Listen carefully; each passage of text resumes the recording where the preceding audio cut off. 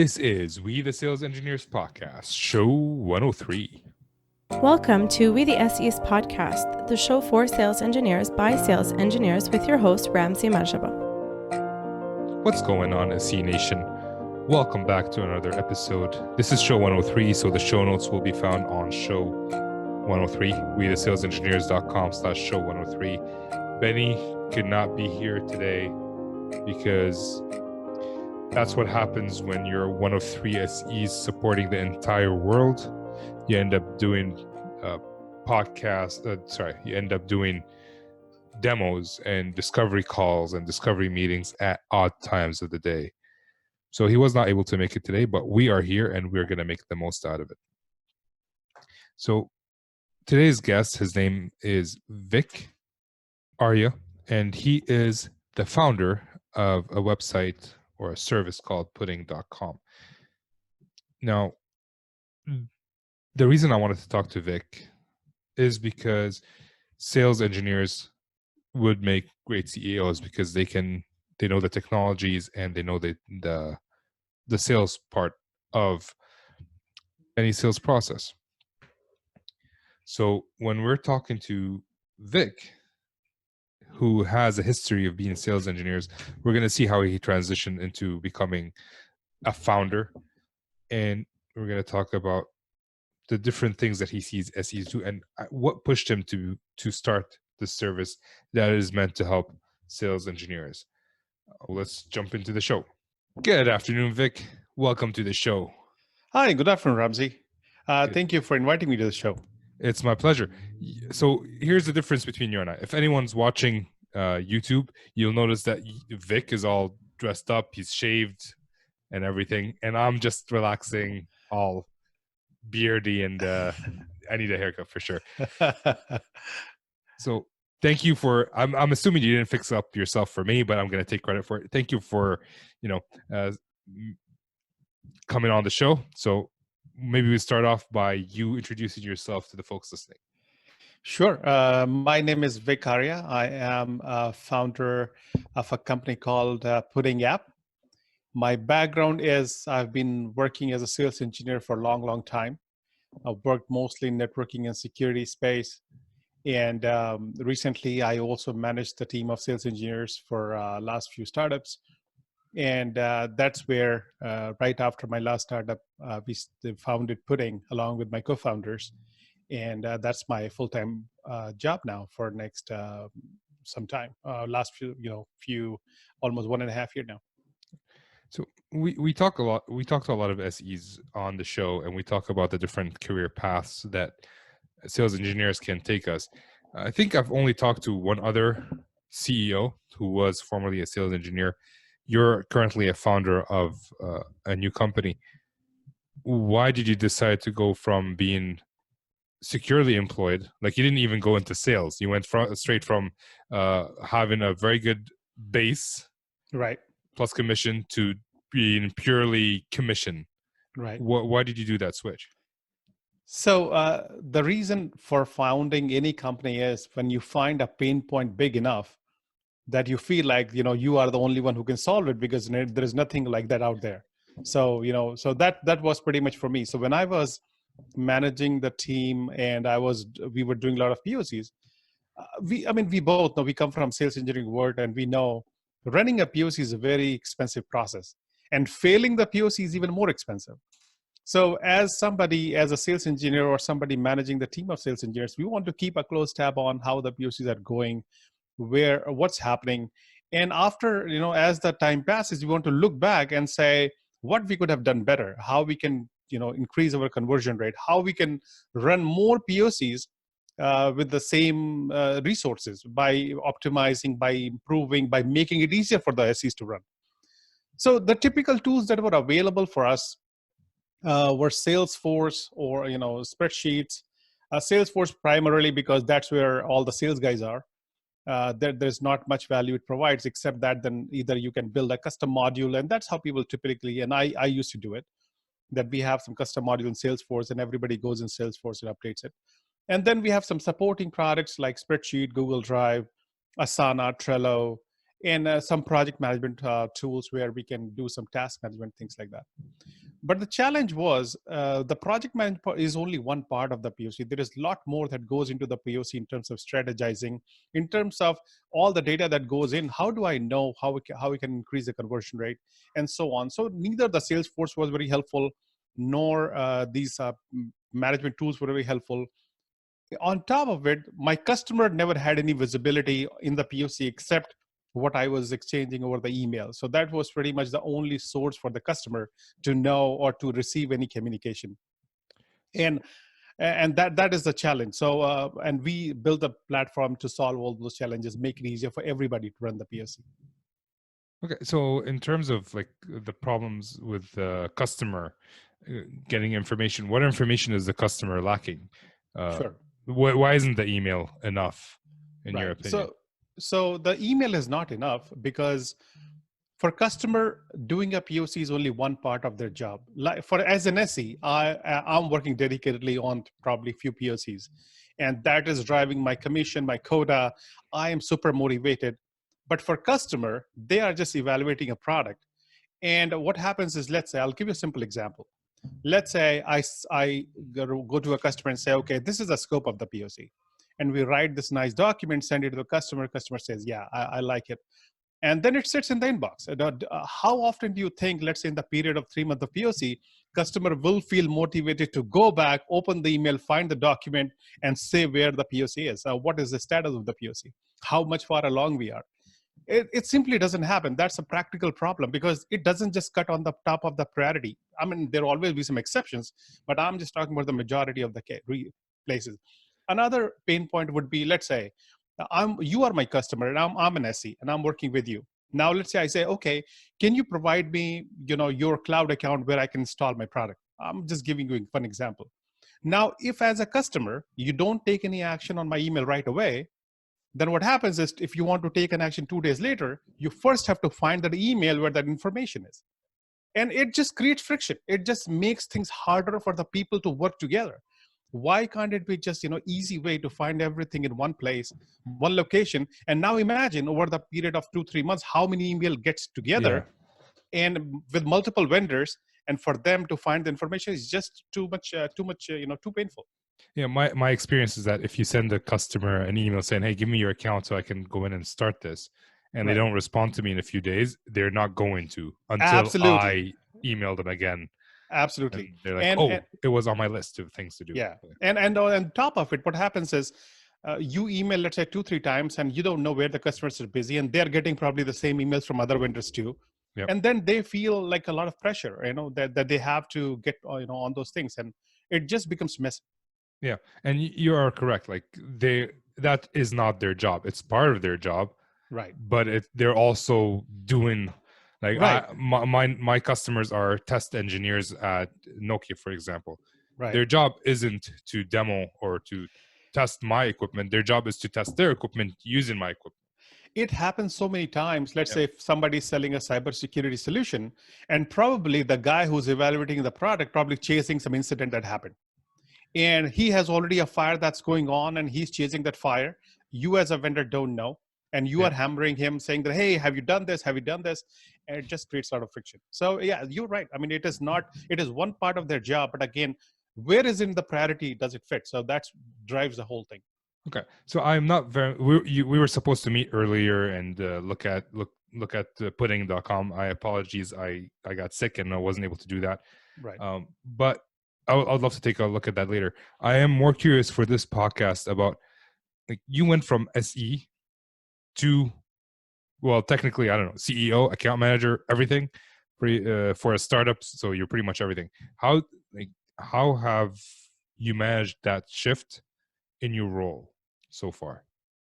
So first of all, just quick correction I would do. It's a Pudding.App. The domain is not .com, it's .app. Okay, yeah, Pudding.App. So second thing is, now the question is how I transition. I think there is a lot of learning I had on the go. And I think what helped me was this is not my first startup. So I had my own fair share of learning and making mistakes and understanding what does it take to make things work. And again, my firm belief is that idea is only one piece of the puzzle. at the end of the day, it's all about execution. The better we get at execution, the better we get at planning, the better we get at juggling multiple things together. And of course, you have to hustle. You have to, just like a sales, you have to go after, your customers, figuring it out, how you can show them your product, show them the value. And then it really helps if you have a product which solves some real pain points. So you don't have to, do multiple. If, let's say, if I do one meeting and customer sees the value, it makes my job a bit easier than anything else. So it's just a combination of multiple things. And like I said, it was not a one-day transition. I've done this before, so I definitely made a lot of mistakes in the past in terms of how should I budget it, or how much I should spend it, when should I raise the money, which feature should I follow. If I get 5 feature requests from customers and I have my own feature list, which one should I build? So in a startup, we wear multiple hats, and as we make some mistakes and then we learn and we see the other people doing this job better, then we realize, okay, no, this is the better way to do it. This is how we strategize it.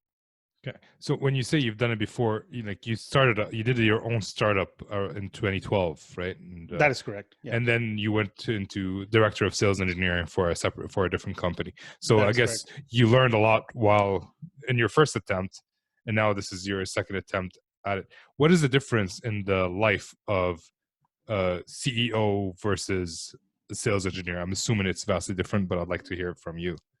The one difference that a life of early stage startup is that sometime I struggle with when should I end my day.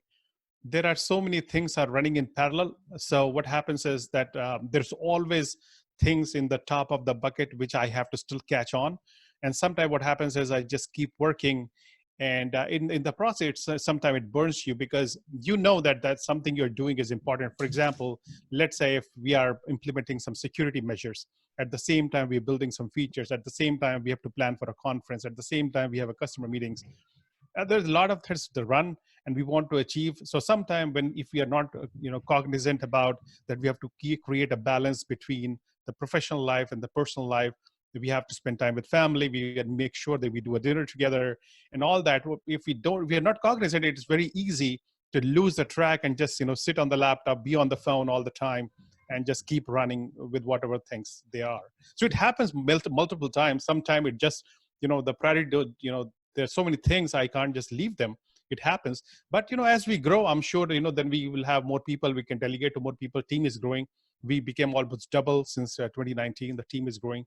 And things are getting easier and easier. So, you're doing multiple roles. You just mentioned a whole bunch of them.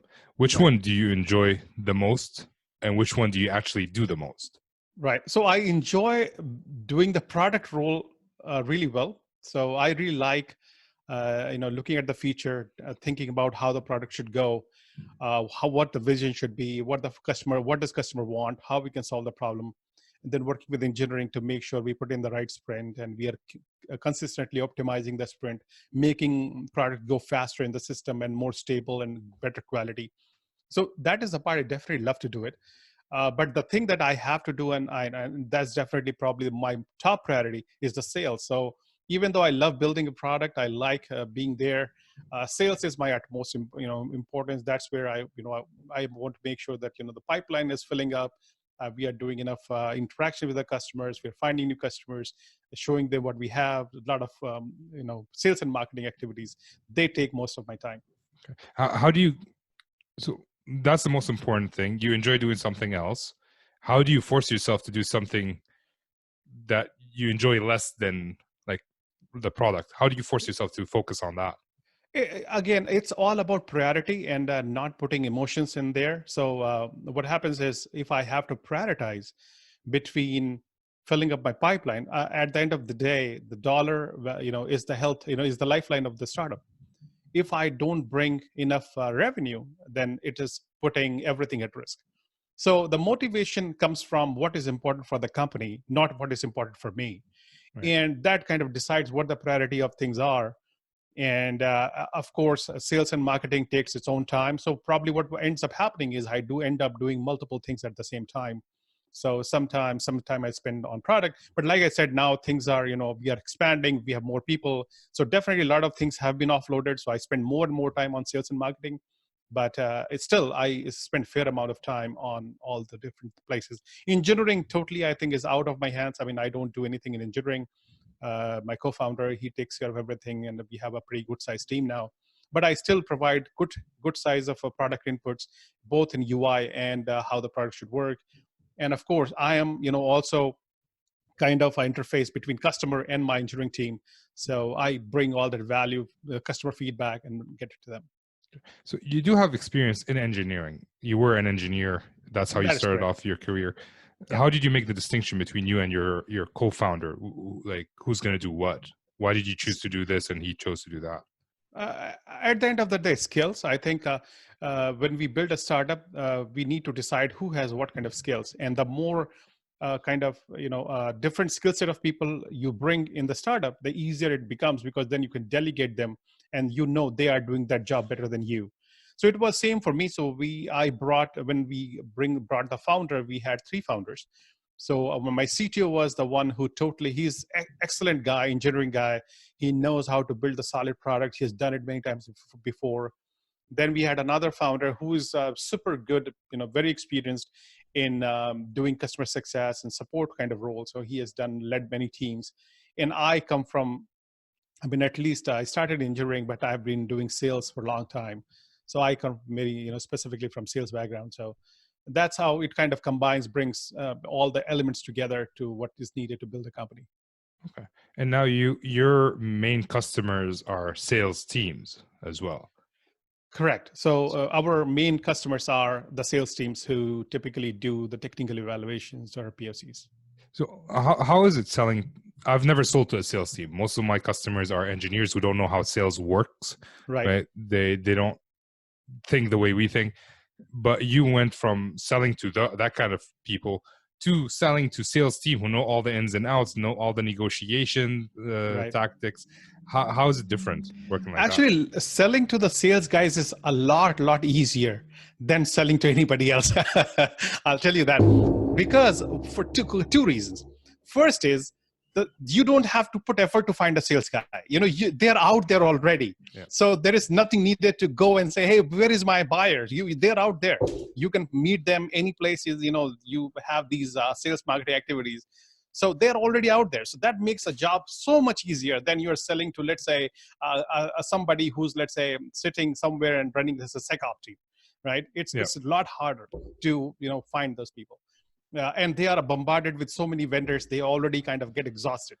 Now, the second part also, what I love about selling to salespeople is they are very open-minded for the new ideas. This is just how those people are wired. If I'm talking to a sales engineer or somebody who's up, like a VP or director of sales engineering, they also came up, most likely they started from sales engineering and went up in the ladder. That's how they're wired. They love tinkering with new tools, always looking for new things. So it definitely makes it a lot easier for me to go there and pitch my product and get their feedback. And so it's definitely, it's very, much better than selling anything out there. Selling to salespeople is probably the easiest thing to do. Interesting. I never thought about it this way. Yeah. I always thought about, like, if I end up selling to a salesperson, they already know all the negotiation tactics that I'm going to use, or all the demo tactics that I'm going to use. So I didn't imagine it would be easier, but yeah, you have very valid points there that they're already out there. And another thing is having them knowing how to negotiate is actually, I see it's kind of a positive thing, because at the end of the negotiation is a good thing, right? Because we know that we are getting towards a goal. Now, the point is there enough value in the product? Then only negotiation can work. If both parties understand that there is a value in the product and they want to reach to a point that works for both parties, then negotiation can happen and you can reach to a point that works for everybody. And it has to make business sense for everybody.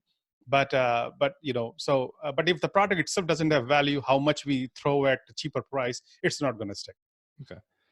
So do you currently have sales engineers in your company as well? So right now in the sales, I'm the only one. So our biggest team right now is the engineering team. But as we are growing, we're going to hire more people by towards the end of 2020. So I'm the only one right now in sales. Yeah, so you're doing everything pretty much. Okay. Well, thank you for taking the time. I assume you're fairly busy to do this. So I do have a question though. You've been a sales engineer. You've managed sales engineering team. Now you're working with sales engineers. What are the biggest mistakes that sales engineers do when it comes to proof of concepts? So the biggest mistake a sales engineer do is not asking or hesitate in asking questions to the customers. I think that is where the foundation of any proof of concept is, that we have to ask the questions to find out what customer wants. Again, going back to the same thing, you can only show the product value if you know what the customer pain point is. If sometime we don't ask and we just try to show the shiny objects in the product and assume that, oh, customer would like that, it doesn't work out. So I think discovery is probably the most challenging part. And I would say for both salespeople, and I've seen even people from the sales side also struggling, not asking the right questions in the discovery. So doing the discovery, setting the right mood or goal for the POC is probably the most important part. And then engaging with customer, kind of onboarding the customer the right way, doing the POC. For example, in some cases I've seen, as an SE, I look at my product day in, day out. I know where exactly what happens.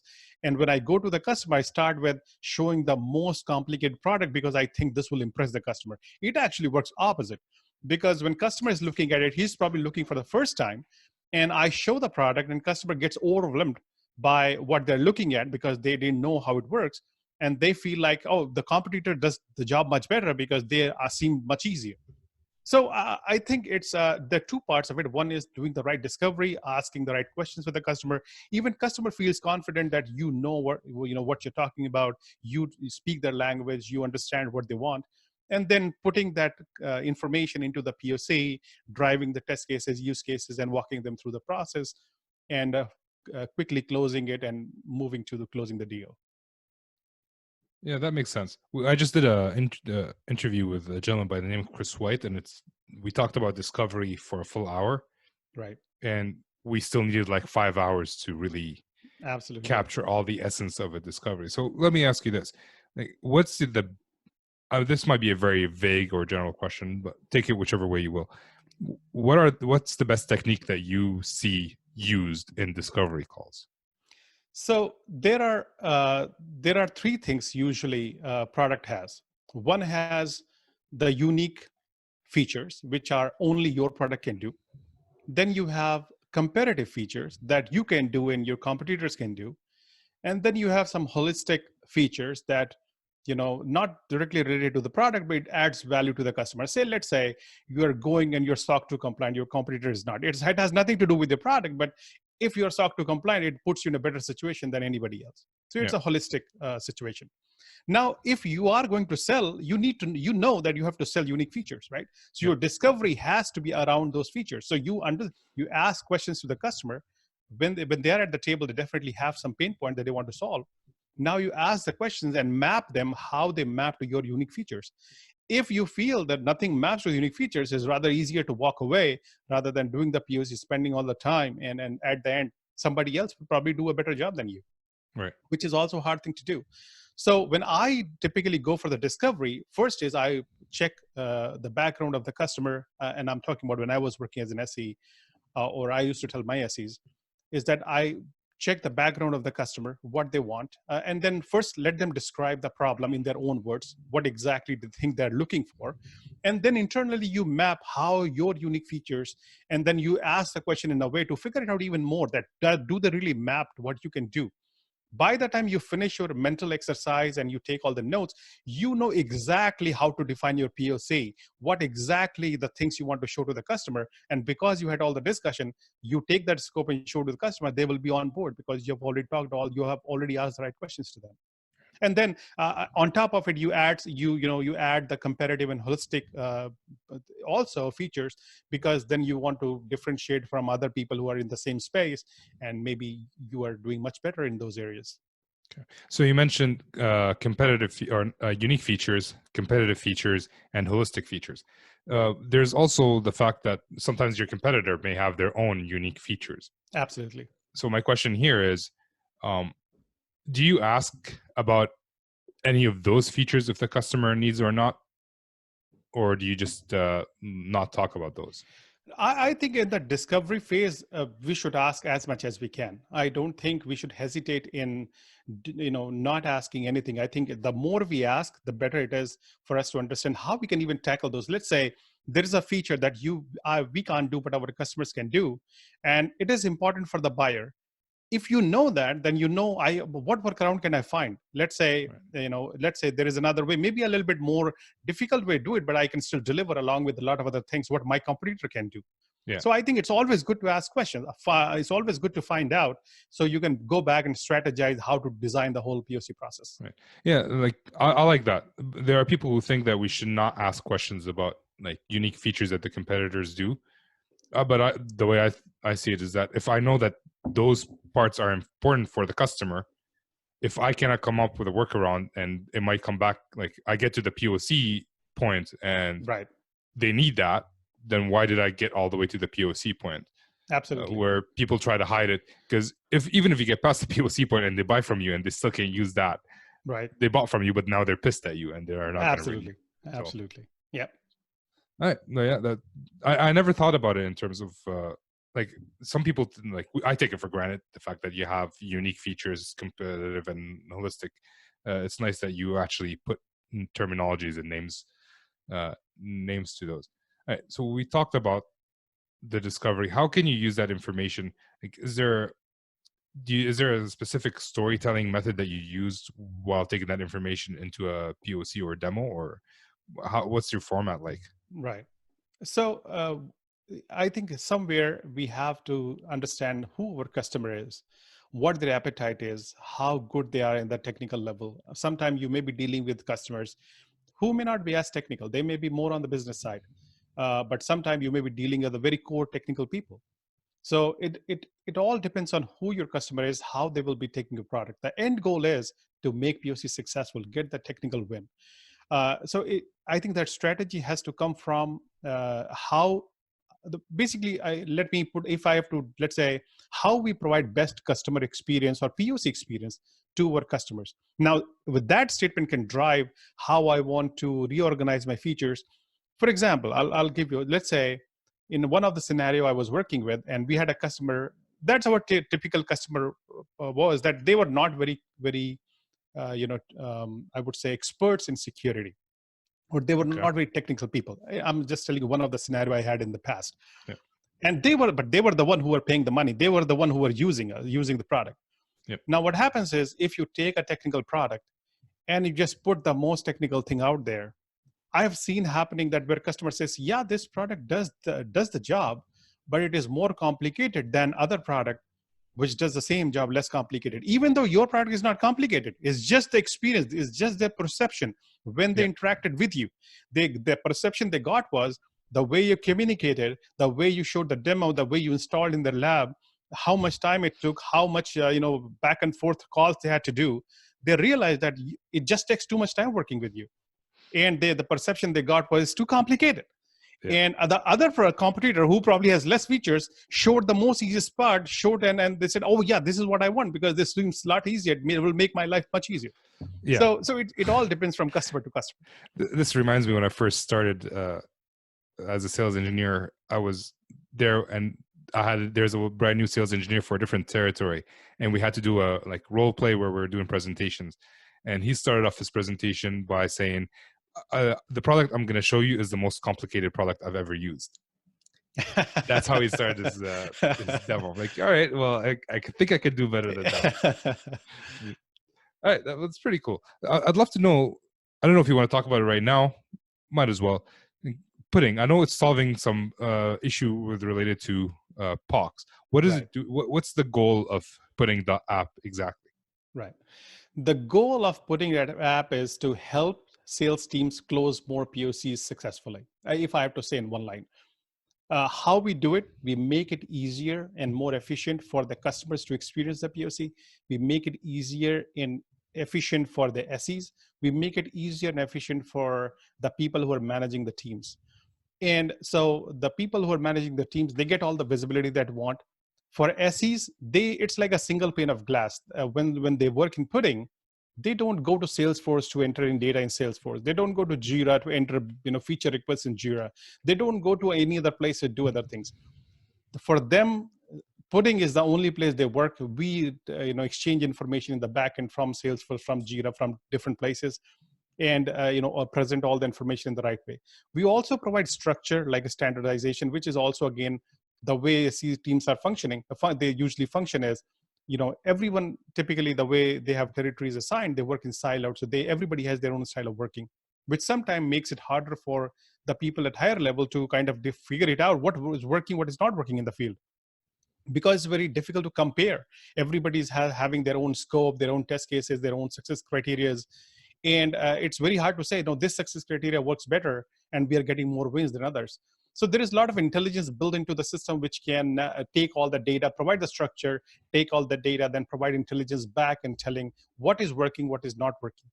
On the customer side, which we also discussed in the beginning, is that we make it super easy for the customers to participate in the POC. We provide them also a single pane of glass to manage or participate in all parts of the POC. So it's, in short, it's just, it's a platform to make the POCs more efficient, make it easier for everybody to participate. Again, have the great experience in participating.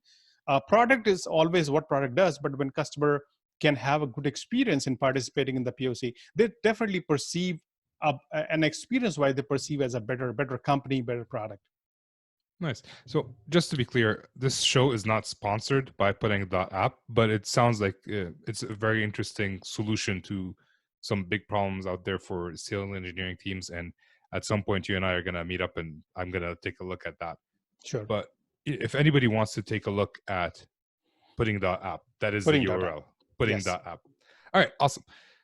So it is time to move on to the not so fire round. These are 4 questions I ask most of my guests, and you can take your time or answer them really quickly. It's up to you. What is the one thing you love about being a CEO at this point? It gives me freedom to create something or to build something. I think that is probably the best feeling I get out of it, that I get something to create. And like any other thing, when you create something, whether it is a music, whether it is a art, whether it is the creation process itself is a painful and beautiful. And I see that as the same thing. So it's the building something unique, building something that solves a problem. That is probably, I would say, the most satisfying thing out of everything. Spoken like a true engineer. Nice. All right. So what would be one thing you would change about what you do today? About today? What would be one thing you would change about being a CEO? One thing what I would change about myself or in general? If you want, is there something you don't enjoy that you would change it? If I had asked the question, what's one thing you hate about being a CEO? That's a very negative question. I like to ask it in a positive fashion, as in, what is something you don't enjoy but would change? I see. Right.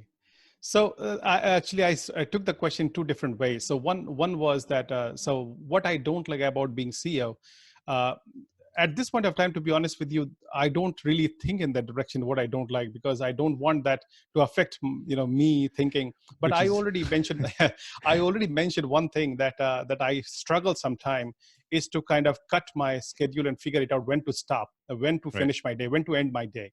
And sometimes I want to focus on family, I want to focus on health, I want to focus on a few other things, but like, again, not putting the emotions in place in the priority, it becomes harder. So that is something I would definitely like to improve myself, becoming better and better in terms of balancing things. But otherwise, I love every bit of it. Right. And that's exactly why I didn't ask what you don't like about being a CEO, because it is a negative question. Right. And it's good to focus on the positive. Actually, thing. I would share one more learning here that I had from my last company, which I be very cautious in this time. And this is probably for everybody who's being a CEO for the first time, is that you always drive yourself by what your customers are saying and not by your imagination. Sometimes what happens is, we believe that our product is such a great thing and it can do amazing things, and we invent the problems that are not really out there, and we try to solve the problems which don't exist. As a CEO, because you don't have the bouncing board all the time with you, you need to be very cautious on that. You're working on real feedback, real challenges, not just on imaginary thing that you think will work, and it may or may not work. So that's another thing. Yeah, no, that's very good. A lot of companies face that. Like a lot of companies come up with a product and then no one buys it because no one really needed it. It seems like a cool thing. Yep. But yeah, that's a good point. All right, question number 3. Is there a book or resource that you would recommend for a sales engineer or for someone who wants to become a CEO, a leader? So one book that there are actually a couple of books out there that I read recently. There was for a little bit larger organization. There was a book on OKR by John Doerr. I forgot the name of the book. Let me search on. So by John Doerr, basically it's on OKRs. And a little bit bigger organization, it is a really good book to put a structure, put the objectives and key results in place. Measure what matters. Measure what matters. Got it. That's what it is. Yeah. And then there was one more book, but again, my memory is a little bit, not so good in terms of remembering the titles of the book. Yeah, no, it's all good.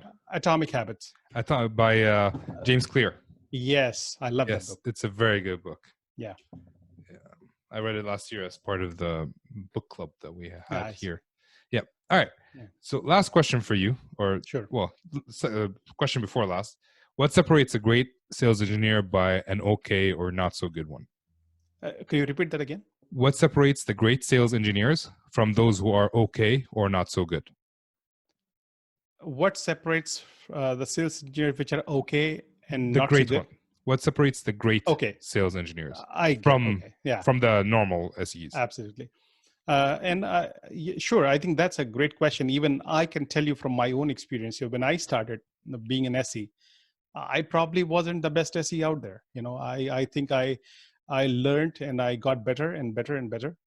And I think that's what it matters. So what separates from anybody, or what basically makes anybody a great SE, is that when we start thinking on why are we doing this? What is the purpose of being an SE? Rather than just taking as just like a regular job, when we start thinking about, let's say, what our customer wants, how we can be creative in closing the deal, basically when we start thinking in that direction, we start being more methodical. We start caring about the customers, what they want. I think that automatically brings thoughts and ideas together to make it the way we want to be. And again, this is a journey. I had my journey when I started. I didn't know that, the way how I should think about it. How should I process the information? How should I do the discovery? When should I ask the right question? So it's just a matter of always thinking that, how we can, solve the customer's problem, how we can sell the product in a way that is more effective and not just throw things out there. So it just, I think some of those things make anybody a great SE. Great. So we already talked about Pudding.App. I know you guys have a brand new podcast as well for sales engineering, right? Right. Do you mind sharing the name of that podcast? Yes, the podcast is called Proof is in the Pudding. Okay. That is, that's the name of the podcast. And that's purely an audio podcast. And that's also a genesis of how we named our startup as well. Nice. And if people want to reach out to you to learn more about either you, the podcast, or Pudding.App, how can they do so? Everything is available on the website, including contact information and the podcast on Pudding.App. But again, I'm on LinkedIn, so feel free to send me a message on LinkedIn. I'll be happy to respond back. Perfect. So I'll have your LinkedIn URL in the show notes, which is show 103. Thank you very much, Vik, for coming on. I look forward to talking to you again in the future. Thank you, Ramzi. Thank you for inviting me. I had a great time talking to you. My pleasure, and me as well. Take care. Thank you. Bye-bye. And this brings us to the end of the show. Thank you, Vik, for coming on. I really appreciated the time that you spent with me. This was a fun conversation, and I hope we can do it again. I love how he transitioned from being an engineer to sales engineer and now to a CEO of his own company where he's doing the sales part. And again, I feel SEs would be great CEOs at some point because they know the technology, they know the sales portion of it, and they can actually do a lot of things. And I love the discovery discussion with Vik. Now, I'm recording this on April 31st. March 31st in the middle of the COVID situation. So really hope you guys are doing okay.